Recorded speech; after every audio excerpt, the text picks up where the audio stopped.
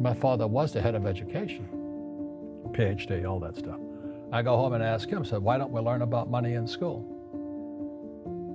And he looked at me and says, because the government doesn't let us teach that subject. The government tells us what we can teach and what we can't teach. And I thought that was strange. And I said, but aren't we going to school to learn about money? He says, no, your job is to get a job. I said, but you get a job to earn money. He goes, no, you're supposed to just get a job. I went, no. Isn't the purpose of a job to earn money? He goes, you're correct. I said, so why don't I just learn about money? I can skip the job part, you know? And he got flustered and he said, if you want to learn about money, why don't you ask your best friend's father about money? And I said, why? That's Mike. So why ask him? He says, because Mike's father is an entrepreneur. And I said, what are you? He says, I'm an employee. I'm a government employee. I went, oh, what's the difference?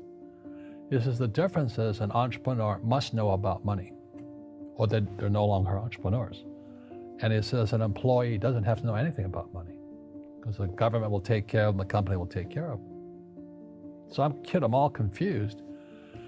But I took my dad's advice and I trundled over to Mike's father's office and knocked on his door and I said, hey, I'm here, 9 years old.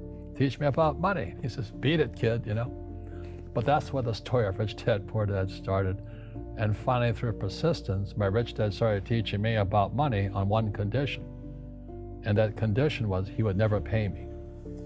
He says, the moment I pay you, you think like an employee. He says, that's the trap. Entrepreneurs work for free.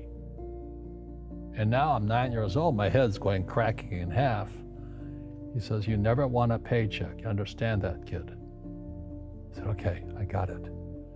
And he says, well, how do I make money? He says, that's what entrepreneurs figure out. It's like, so how do I learn about money? So he would just break out a Monopoly game board. So I would work for free. I'd pick up cigarette butts, and he had hotels and restaurants, and I would clean and do menial tasks. And as I got older, I started getting into office work and marketing and accounting, and I was an apprentice basically, but I always worked for free. And he would teach me about money, but the way he taught me about money was playing Monopoly. And finally one day I got upset. I said, well, when are you going to teach me about money? He says, what do you think we're doing? We're playing Monopoly. He goes, no. What do you think we're doing? We're playing Monopoly. He says, what do you think we're doing? So I don't know. I'm teaching you about money.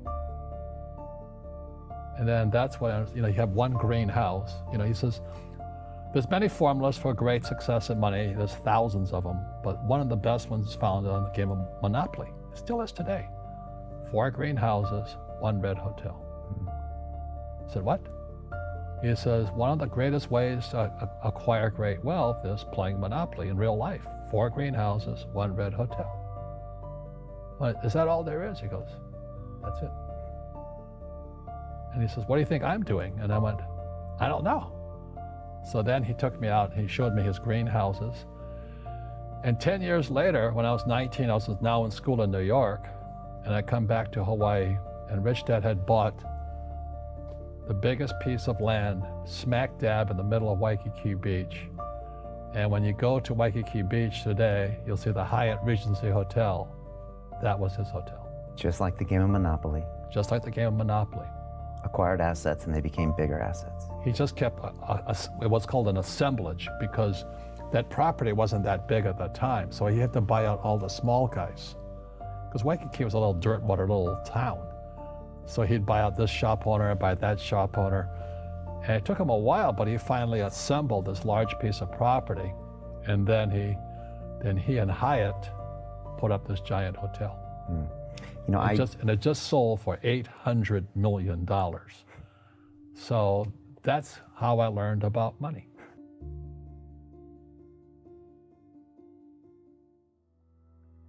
I've had financial crashes. I've had people stab me in the back, but they're all good because I grow from it. That's spirituality. Right. People who are afraid of making mistakes, like they teach in school, they don't ever grow. Because spirituality is there's good and there's bad, there's right and there's wrong, there's up and there's down. most people only want to be right. They only want to be positive. Well, you can't have that. That's not reality. Well, I wasn't poor by most people's standards. It was probably taught to you. You know, your superego was taught, get a job, work hard, or you'll never be rich, or the rich are evil, or whatever. The school system will never teach you about money. The school system was designed to teach you to be an employee, which is important, or a doctor or a lawyer, a specialist, but never about money. And what most people lack is real business knowledge, like accounting, like debt, like taxes. You got to know that stuff, but they don't teach it in school to anybody. So, and then when people ask me, how did your rich dad learn this when your poor dad, a PhD, didn't? And the answer is very simply, my rich dad, who's my best friend's father, his father died when he was 13. So his rich dad had this family business at 13 to run. So he had to drop out of school, which was his blessing. There's blessings, and sometimes the blessing doesn't look like a blessing, but it turned out to be a blessing. And then his teachers became his bookkeeper, his accountant, his attorney, his banker, his real estate agents. So he has what I call real teachers, not these fake teachers in school. You see, most teachers in school, they're out of ethics. They teach subjects they themselves don't practice. I asked the teacher, I said, I'm in my third year of calculus now. It was called strength of materials. I said, am I ever going to use this stuff? He goes, no. I said, why do you teach it? He says, because I get paid. I said, do you ever use it? He goes, no. And that's why, you have to, in life, one of the things I suggest to people, you got to find a real teacher versus a fake teacher. And a fake teacher is somebody who doesn't do what they teach. And a real teacher is doing what they teach every day. So my accountants, my attorneys, they're in it every single day. That's how I learn, because every day I'm solving problems in my business. So I have accountants and attorneys and bankers and all these people on speed dial because I'm solving problems with my team. I see you giving this knowledge out, and yeah. Do the rich people cringe and say, don't tell them that, Rob? Yes. Don't tell people what you know. Right. Keep them poor. But, unfortunately, the poor, as was in the Bible, I'm not real religious, the poor will always be amongst us because it starts up here. Right, it's that fear mentality. It's in their words, and the words become flesh. Again, I'm not really religious. I flunked out of Sunday school also. But when they say I can't afford it or I can't do that, they go down. They become what they say. My PhD daddy says, what do you think I am, made of money? I can't afford that. And my rich dad would say, that's why he's poor. Poor people say, I can't afford it, I can't do that, I don't have time. Because this is an escape. It's an escape, you know what I mean? It's easy to say, I can't afford it. And your rich dad used to say what instead of, I can't afford it? How can I afford it? How can I do that? What would it take, or why should I do that? He says that a question opens the mind, a statement closes the mind. See, when you say, I can't afford it, your mind shuts down, and you become what you say. Rugby is a team sport, but so is soccer. The rules are different. And other people are golfers. They play by themselves. And so everybody's different.